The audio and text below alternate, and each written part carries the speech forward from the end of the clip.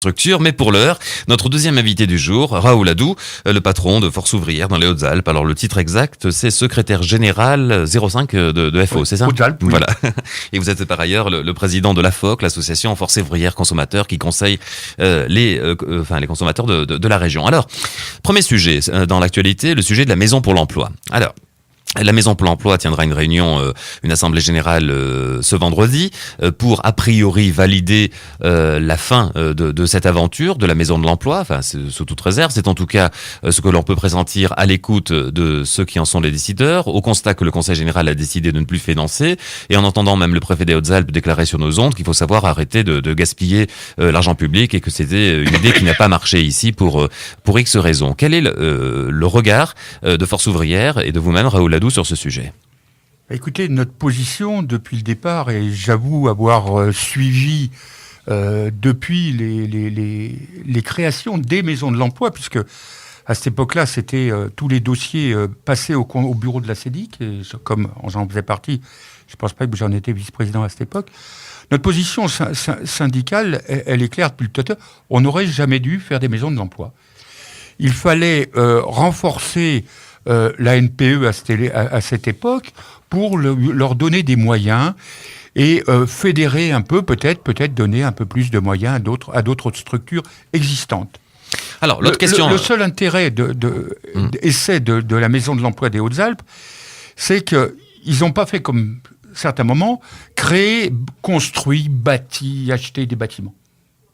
Sinon, ça ferait longtemps que ça aurait été. Ils ont essayé de fédérer un certain nombre d'éléments, de structures, d'associations qui existaient dans le département. Alors, pour nos auditeurs, le constat, c'est que 3 millions d'euros ont été dépensés pour quelque chose qui n'a pas créé d'emploi. Certes, c'était pas forcément sa vocation directe d'ailleurs. Et deuxième élément, pour quelque chose qui s'arrête. On peut comprendre qu'ils en soient un peu tracassés, pour pas dire choqués. Alors, moi, d'abord, je pense aux deux salariés, aux quelques salariés qui sont là et qui vont se retrouver dans une situation difficile. Maintenant, vous savez, la Maison de l'Emploi, elle a fait des études, elle a dit des choses, elle a fait des diagnostics que globalement, quand on est du terrain, on connaissait déjà. Et on n'a pas débouché, alors c'est vrai, elle n'était pas là pour créer de l'emploi, on n'a pas débouché sur du concret qu'on pouvait proposer aux entreprises, aux communautés de communes ou aux communes, pour pouvoir créer de l'emploi. Parce que je crois que là aussi, constat fait, on fait un constat, mais c'est une habitude française, ça, étude sur étude, on fait marcher d'ailleurs les cabinets d'études qui prennent de nombreux sous. Et ça, j'avoue qu'on est quelque peu perplexe sur cette façon de faire. Écoutons la question que vous a posée celui que nous recevions hier. Vous le connaissez, je crois que vous siégez ensemble au Césaire, le comité économique, social et régional. Nous recevions... Et environnemental. Et environnemental, j'oublie chaque fois. Nous recevions Pierre-Yves Motte. Je lui poserai une question liée bien sûr à la défense des salariés qu'il réalise et de réfléchir et qu'on puisse réfléchir ensemble à trouver des solutions pour essayer de mieux servir l'emploi en agriculture. Alors, l'emploi en agriculture, comment travailler ensemble entre finalement les représentants des agriculteurs comme Pierre-Yves Motte et les syndicats comme Force Ouvrière? Je crois qu'avec Pierre-Yves, on se rencontre régulièrement et on échange sur ce point-là. Vous savez, pour nous, l'emploi est lié directement à la capacité des entreprises de pouvoir vendre. Donc globalement, quand vous avez un pouvoir d'achat qui baisse de plus en plus, on ne paye pas les entreprises avec de la monnaie de singe. Il faut acheter les produits. Alors, bon, l'agriculture, il faut acheter les produits en voie directe, par circuit très court. Voilà. Je crois que ça, c'est une nécessité peut-être à développer pour permettre...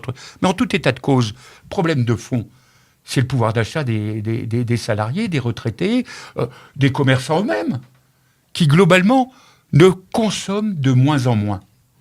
Et je crois que la vérité de l'emploi, une entreprise, elle embauche quand elle a un carnet de commandes. Alors, le temps passe vite, on a pris un petit peu de retard pour tout vous dire, Raoul Adou.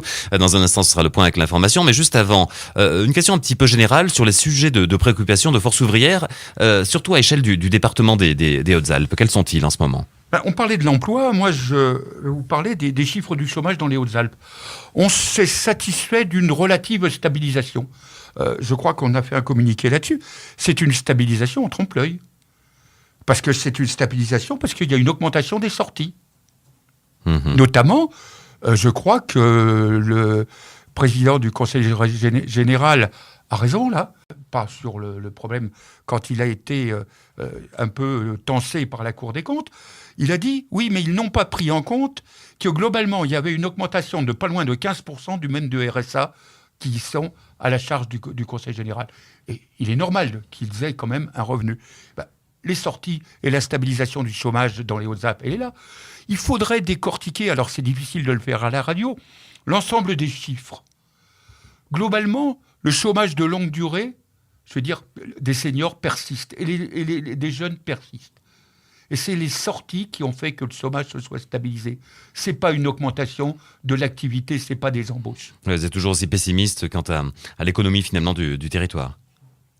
Je crois qu'il faut être réaliste, malheureusement.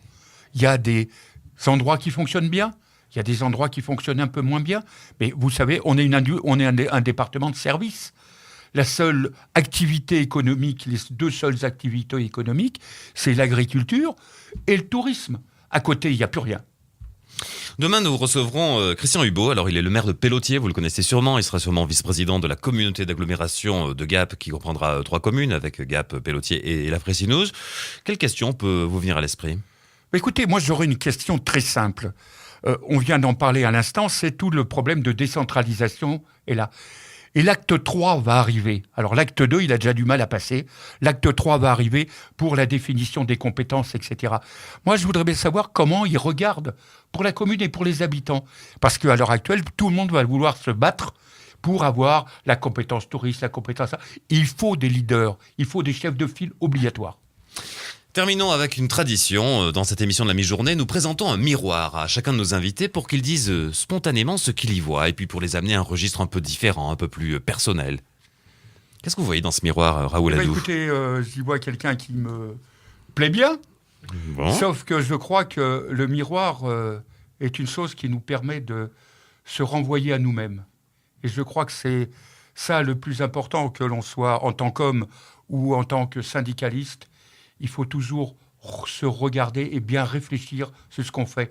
Pas que ça soit simplement une image, qu'elle soit construite et bien sculptée. Merci Raoul Adou.